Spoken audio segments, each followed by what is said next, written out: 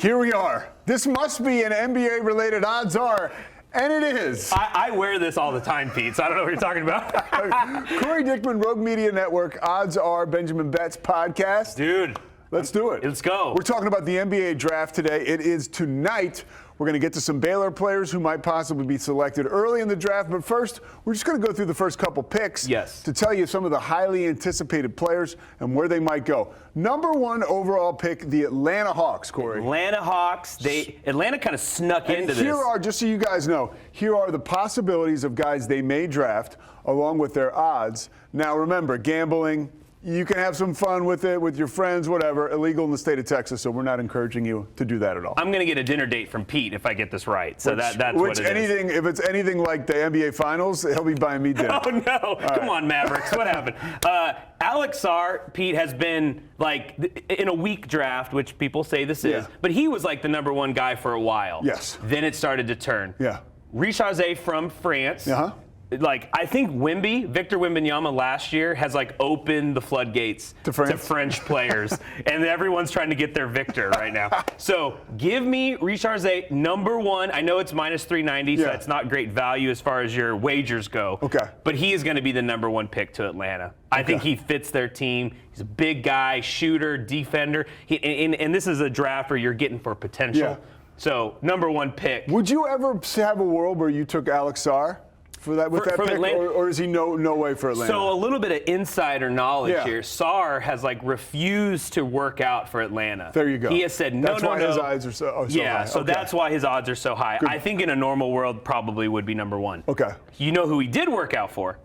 The Washington Wizards, who draft number 2, and that's where Alex Sarr's going. So he's going to the Wizards. He's a big guy, Australian dude, shot blocker. He can patrol for your defense. Yeah. Offense, he's got to pick it up a little bit, but he can come in and instantly be a defensive guy. Somebody needs to tell him how awesome Texas is. And seriously. Because number 3. Number 3, so Houston, the Rockets, they jumped up in this too. They got a little lucky in the draft. They did. Yeah. I don't know if they keep the pick, Pete, but if they do, or if another team trades up, everyone right now is loving Donovan Clingan, Mr. UConn national champion, 2-time national champion. He's a big guy, 7'3". He's taller than you, Pete. He's a big guy.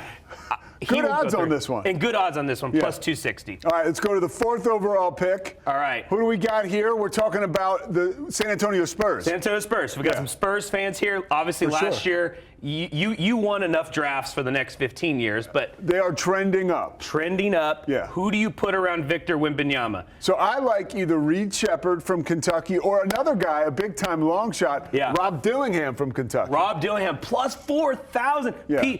Pete, that would be a really nice dinner date if Rob Dillingham got drafted. But I think it is. It's one of the two. Yeah. Reed Shepherd, a big-time shooter, 6'2", not super tall from a point guard position, but he can knock down an open shot. And when you have Victor Wembanyama bringing everybody into the paint, you knock it out, baby. We got a couple more for you before I let you go, because this is fun. All right, we got to go. He's got the jersey on. I mean, they're picking 7th. That's his boy, Brandon Roy. Let's go.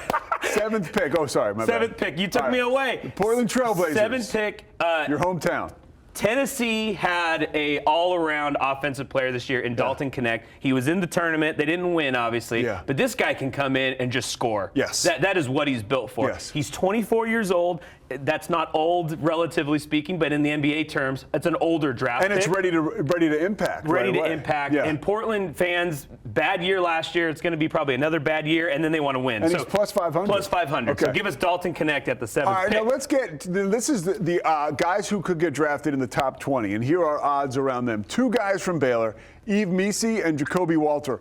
The latter expected to get picked first. Yes. Jacoby Walter right now, for him to get drafted as a top 20 pick, it's minus 220. Yeah, these are great odds here. Yeah. I know it's minus 220, but Jacoby will be in the top 20. Yeah. Unless That's something. like a sure thing. Sure thing. Yeah. And he is going to my Portland Trailblazers. No, we don't know about We this. need Jacoby. We need a scorer. We're a rebuilding team. This is a Baylor guy hoping for a Baylor Jacoby miracle. is a top 5 talent. Yes, he is. Come to Portland. You know, here's a guy who's going to have an immediate impact in the NBA. Yves Missi, plus 140 to get drafted in the top 20. Great odds. And I'm going to share the love here to my Philadelphia 76er mate, Pete Souza.